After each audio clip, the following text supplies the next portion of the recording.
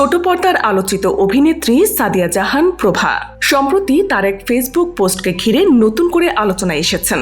সেই পোস্টে অভিনেত্রী তার এক শত্রুকে নিয়ে কথা বলেছেন, তবে তিনি কে সেটা উল্লেখ করেননি প্রভা। পোস্টটি নেটিজেনদের মাঝে বেশ রহস্যের জন্ম দিয়েছে। বৃহস্পতিবার নিজের অফিসিয়াল ফেসবুক অ্যাকাউন্টে প্রভা লেখেন, শত্রুপক্ষের দুঃখের দিনেও আনন্দ হচ্ছে না, বরং মায়া লাগছে। কি করব, আমি মানুষ তো, মেয়ে মানুষ।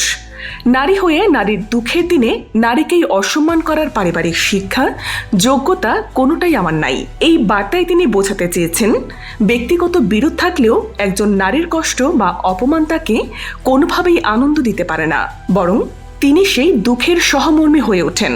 তবে কাকে উদ্দেশ্য করে প্রভার এমন বার্তা সেটা জানা যায়নি। অনেকেই ধারণা করছেন সঙ্গীত শিল্পী দিলশাদ নাহার কণার বিবাহ বিচ্ছেদের দিকেই হয়তো ইঙ্গিত করেছেন এই অভিনেত্রী, যদিও বিষয়টি নিয়ে কেউই নিশ্চিত করে কিছু বলতে পারছেন না।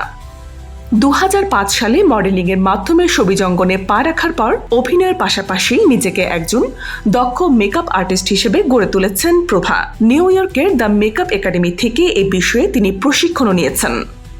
সব খবর পেতে সাবস্ক্রাইব করুন BGN TV 24। খবর যেখানে, বিশ্বস্ততা সেখানে।